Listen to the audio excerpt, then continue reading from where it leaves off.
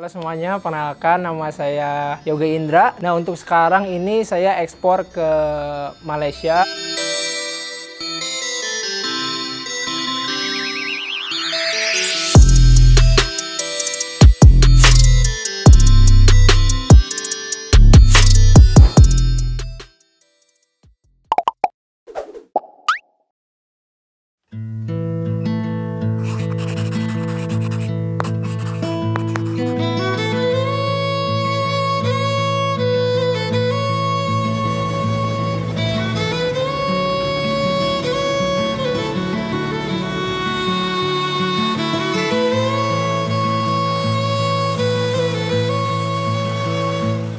Nama saya Yoga Indra dari Compreng, Subang, Jawa Barat. Sekarang usianya 24, baru 24.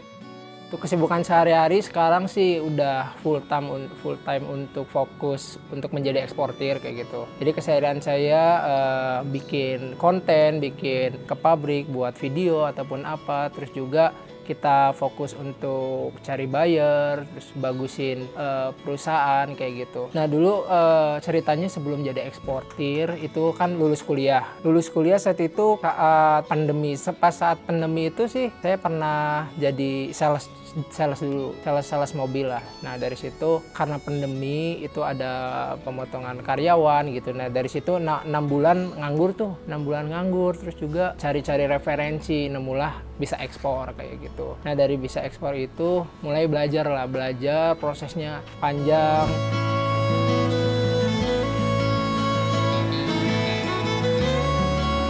Dulu kuliahnya jurusannya S1 akuntansi. Ya S1 akuntansi. Kalau dibilang ke pemasaran kayaknya nggak masuk ya kan, itu karena keuangan gitu. Keuangan, cuman emang dari dulu dari SMA tuh suka namanya marketing gitu. Cuman nggak digeluti aja. Misalkan ketika SMA tuh kadang ada teman-teman bikin kaos atau apa, biasanya saya yang garap kayak gitu. Kita yang bikin. Terus juga dulu tuh awal-awalnya bisnis ketika kuliah itu kita reseller sepatu. Jadi ke pedagang-pedagang saya ambil harganya misalkan dari 100 di up 120, dari situlah mengasah skill bisnis saya kayak gitu. Dari situ mulailah menekuni dunia bisnis.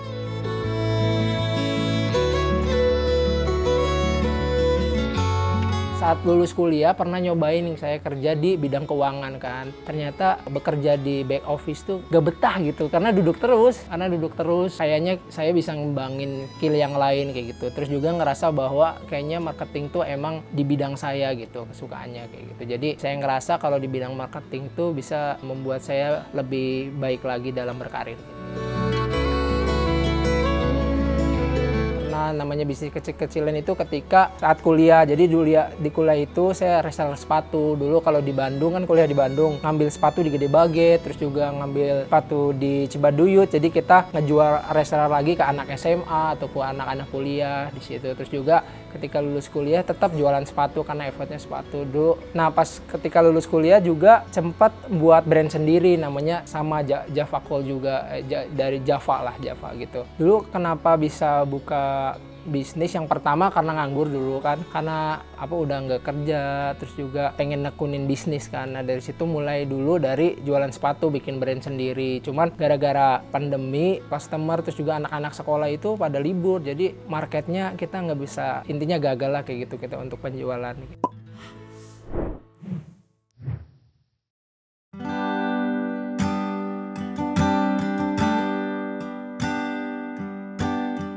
Dulu kan stuck tuh 6 bulan lah nganggur, pokoknya kita stres banget. Pokoknya kita cari-cari sosmed apa yang bisa aku lakuin gitu. Ternyata pas di TikTok kamu tuh Ko Julio ngejelasin bahwa oh ada ekspor tuh kayak gini. Terus juga dia ngejelasin bahwa oh ini ada platform bisa ekspor yang kita bisa belajar. Terus juga lihat Ko Julio tuh ilmunya bagus banget gitu. Jadi dia kayak gak pelit ilmu, ngajarin kita tuh bener-bener secara teknis gitu. Teknis di lapangan kayak gimana, dari situ kayak tertarik lah. Nah dari tertarik juga gak langsung daftar tuh dulu karena emang gak punya uang. Dulu pernah sempat masuk prakerja tuh dapat uang. Itu sampai kayak ngumpulin 2 bulan dulu baru bisa masuk, bisa ekspor. Sampai dulu di TikTok pernah komen tuh kayak berharap kok semoga saya bisa join, bisa ekspor ya kayak gitu. Mungkin kayaknya masih ada di TikTok itu komen saya. Kayak gitu, dari situ baru kenal bisa ekspor, terus belajar.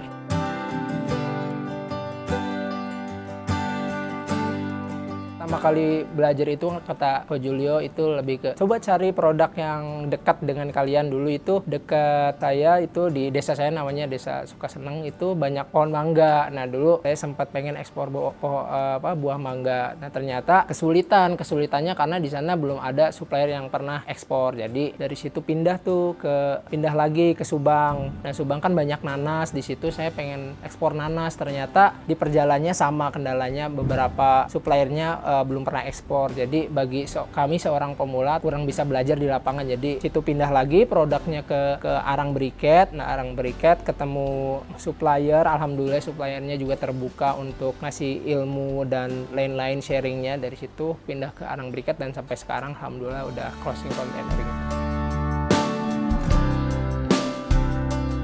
Bahan baku briket itu arang batok kelapa, kita sebagian taruh di sini, kita ada beberapa lagi karena kita sudah proses jadi arang briket jadi kayak gitu. Jadi nanti kan ada beberapa arang batok masuk terus kita hancurkan, udah jadi powder, udah dihancurkan, kita kadang taruh juga di sini kayak gitu.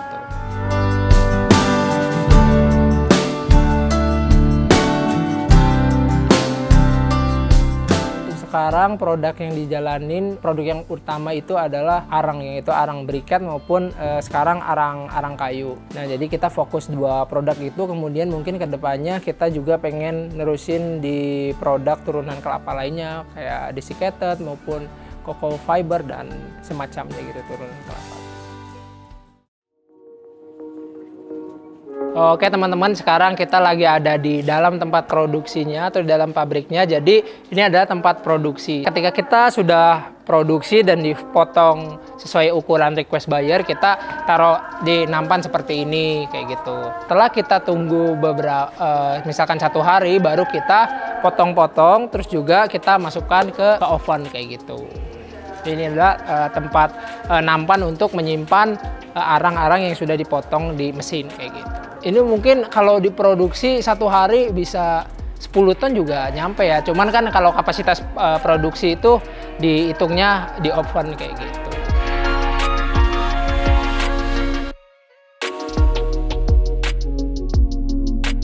Jadi ini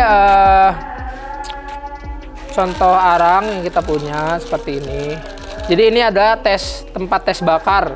Jadi ketika misalkan ada bahan baku masuk atau kita mau lihat abunya, kita bisa bakar di sini kayak gitu. Kita cek abunya dan lain-lain kayak gitulah. Biasanya yang bagus itu terlihat dari abunya, yang pertama yang berwarna putih kayak gitu. Terus juga kita lihat dari shape-nya presisi atau tidak kayak gitu. Kalau misalnya yang kurang bagus itu biasanya terlihat abunya itu ada kecoklatan kayak gitu, coklat ataupun terlihat crack. Ya ini sebenarnya tinggal tunggu berapa menit, kita bolak-balik baru bisa kelihatan abunya seperti apa kayak gitu. Cara bakarnya kita tunggu, misalkan di daerah sini udah kelihatan merah atau kelihatan baranya, kita tinggal balik-balik aja seperti ini, kita tunggu. Nanti ketika udah nyala beberapa sisi, kita taruh aja di ini, nanti kelihatan abunya seperti apa kayak gitu.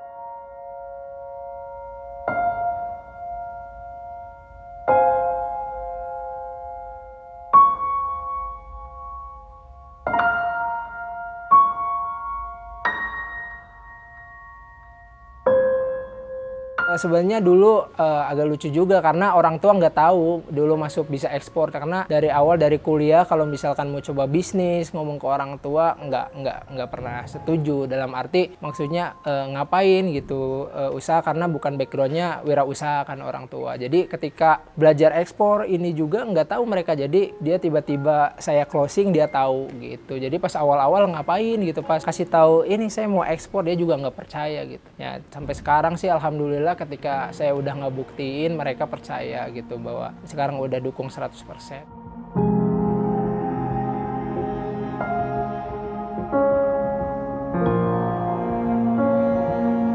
Nah Nah dulu ketika cari supplier itu kayak tantangan tersendiri sih bagi pemula gitu, karena banyak pasti teman-teman juga ketika sekarang nyoba cari supplier juga pasti kesusahan, banyak nolak kayak gitu. Dulu cari supplier tuh di Google sih, paling gampang di Google, dengan dulu itu pakai Google Map. Nah jadi cari supplier di Google Map ke jauh-jauh, mau ke Sukabumi, ke Tasik, naik motor sendirian gitu. Kadang yang paling nggak enaknya tuh ketika udah nyampe sana ditolak sama pabriknya, sama sapamnya nggak boleh masuk. Begitulah kayak kendala atau tantangannya kalau misalkan kita cari supplier. Cuman ya namanya juga usaha lah intinya. Ketika kita selalu mencoba, pasti juga nanti ketemu juga jodoh sama suppliernya.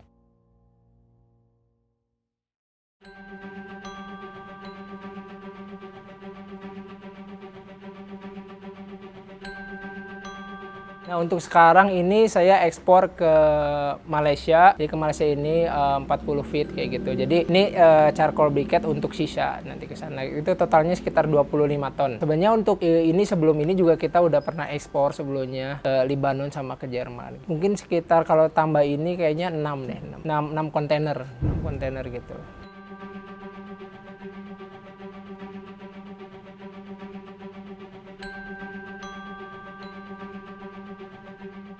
Sekarang bayarnya kebanyakan itu dari sosial media malah, kayak Instagram, Facebook. Untuk sekarang sih saya cari marketingnya lebih ke Facebook dan Instagram. Tapi tergantung juga sih produknya apa juga. Biasanya kita cari misalkan dia brand apa, misalkan kita jualnya ke siapa ya. Misalkan oh berarti produk kita tuh dijual sama mereka, tinggal mereka rebranding. Berarti kita tinggal cari branding mereka aja apa gitu. Tinggal kita tawarin produk kita kayak gitu. Misalkan dia brand A, kita cari brand A, oh berarti kan dia produknya sama dengan kita tawarin aja gitu. Jadi tergantung juga produk kita apa dan bayarnya kayak gimana.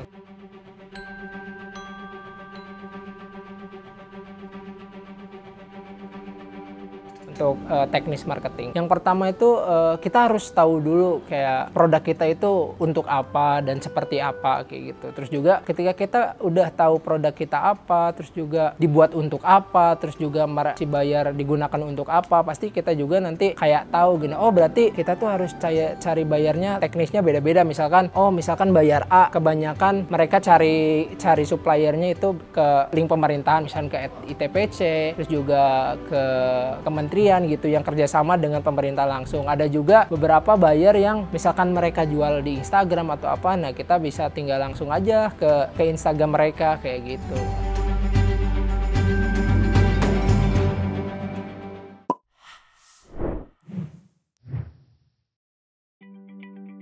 Sekarang saya mau ngasih tahu kalian, sekarang kebetulan kita lagi ada proses packing dan lagi stuffing. Mungkin saya akan ngasih tahu kalian gimana prosesnya. Jadi ini kita lagi proses packing. Jadi ketika proses packing itu ada dua. Yang pertama ada inner plastik kayak gini, seperti ini. Setelah kita masukkan inner plastik, terus juga kita masukin master box juga kayak gini. Untuk saat ini kita stuffing ke Malaysia dulu, selanjutnya nanti kita ke Qatar, jadi satu-satu. Packingnya ini 1 kilo, untuk inner plastiknya 1 kilo, terus juga kita kasih silika gel di dalam inner plastiknya agar mengatur suhu juga gitu. Jadi kita ada silika gel gitu di sini. Terus kita packing inner plastik seperti ini agar aman lah intinya kayak gitu. Habis itu kita masukkan master box, tergantung biasanya mau ada yang 10 kilo, ada yang 20 kilo kayak gitu. Nah, jadi ketika stuffing kontainernya kita lindungin pakai plastik juga agar supaya terhindar dari resapan air kayak gitu.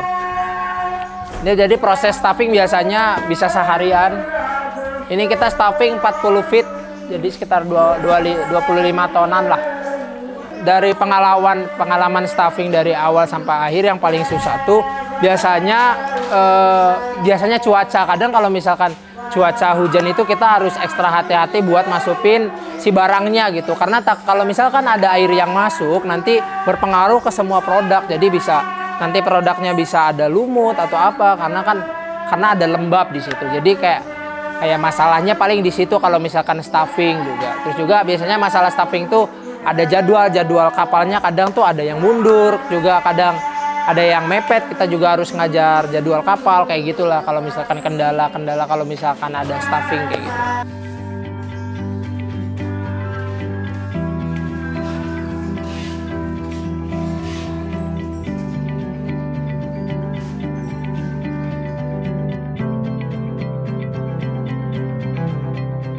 Oke teman-teman, mungkin pesan dari saya untuk kalian ingin menjadi seorang eksportir, yang pertama itu kuatkan dulu produk knowledge kalian. Yang kedua, pastikan dulu supplier kalian benar-benar bisa diajak kerjasama kayak gitu. Jadi pastikan bahwa manajemennya benar, ownernya benar, terus juga mesinnya mungkin kalian cek benar atau enggak. Terus juga kalian harus bisa memastikan itu semua. Paling untuk pesan lagi untuk teman-teman yang sekarang lagi proses, intinya jangan menyerah sama keadaan kalian sekarang gitu. Nggak pedulilah tentang privilege, misalkan ada privilege atau apa, mereka mulai dari ratusan juta atau apa, kalian jangan peduli. Menurut saya kita percayalah bahwa kita ada di tahap ini adalah udah dibantu sama Tuhan buat proses ke arah yang lebih baik kayak gitu. Jadi semangat dan tetap kerja keras kayak gitu.